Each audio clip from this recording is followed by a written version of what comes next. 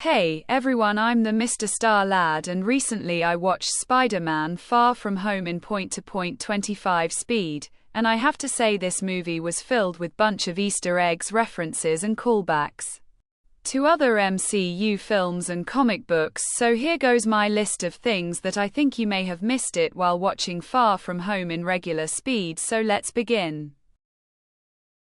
Number 1. While everyone was looking away at the supposed baby mountain goats, we get a shot for less than a second where MJ is clearly looking at Peter Parker and discovering his alter identity in the next shot. You can clearly see she's still looking at Peter. This is really hard to notice without slowing down the playback. Number 2. When Peter arrives in Venice and goes to buy the Black Dahlia necklace for MJ, you can actually spot Quentin back in the background. Nobody actually noticed it until Jake Gyllenhaal himself posted about this Easter egg on Instagram. You certainly cannot see him clear enough without slowing down the speed. I made a separate video on this before, so I suggest you to watch that as well. Number 3. Good Herman, who works for Mysterio, also appeared in 2 other scenes in the background right after Peter gets the necklace for MJ. There's a very subtle focus on government walking behind them and keeping an eye, and again during the final battle in Tower Bridge, where Peter's friends were trying to escape. Good Herman was again standing at the back with nothing to worry about. His appearance as the bus driver was quite clear, but without slowing down the speed, it's really difficult to notice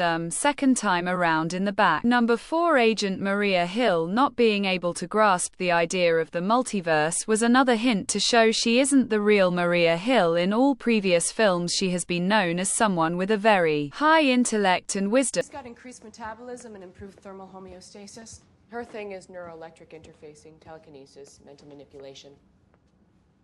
He's fast and she's weird. So for her not able to perceive the idea of the multiverse was a nod to her not being real at all. Number 5. Reference to one of the most weirdest villains of Spider-Man inside the illusion. Spider-Man tries to throw a heavy punch at Mysterio, but he suddenly transforms himself in a shape of a wall. Even though it might come across very random, but it could be a nod to one of the most weirdest villains of Spider-Man, the wall. Mysterio at that point could have transformed himself into anything, but the fact that he chose to be a wall really feels like a reference to the weird villain wall. Number 6. All the number plates just after Peter and MJ kiss, there's a car with the number plate that reads TAS M143, reference to the Amazing Spider-Man comic edition 143, which is the comic that Mary Jane and Peter kiss each other for the first time, and during the battle with the fire elemental the license plate on Maria Hill's car reads ASM 28965, Amazing Spider-Man Edition 28 was published in 1965, and featured the first appearance of Molten Men, aka the Fire Elemental, and again when fake Nick Fury comes to pick up Spider-Man in Berlin. His car's number plate is MTU 83779. Marvel Team Up Comics Edition 83 from July 1979, which featured a team-up between no other than Spider-Man and Nick Fury. Almost every number plates shown in the movie represents a similar situation from the comics. Number 7. When we see the real Nick Fury apparently lounging on a beach in the post-credits scene, only to discover that it's just some kind of holographic projection and he's seemingly in space with more scrolls. The real Easter egg here are not the squalls at all, but Fury's fake vacation spot. Fans of Agents of S.H.I.E.L.D. may recognize this sequence as a nod to Project Tahiti in the show's first season. Beloved Agent Coulson, who was killed in the first Avengers film, is brought back from the dead using the blood of a dead Kree. Coulson then had fake memories programmed into his brain, leading him to believe that he never died at all but spent a long time recovering from his wounds through an extended vacation on a tropical island of Tahiti. Number 8. Not only in Venice but even in Frog we get a very brief shot at yet another piece of art of Tony Stark, implying that almost every city in every country is paying a tribute to the late Tony Stark for saving the universe, sacrificing his own life. Number 9. Happy Hogan makes a similar hand gesture to Spider-Man while unveiling the workstation inside the private jet, and again before turning on the music, being able to see how Peter is building his new suit was reminiscent of his former boss Tony Stark. He tells Peter to take care of the suit while he takes care of the music. That's when you can see him making this same hand gesture as Spider-Man for a very brief moment. If you enjoyed this breakdown, then please give me a thumbs up and grab the subscribe button. I'll see you lads in the next one.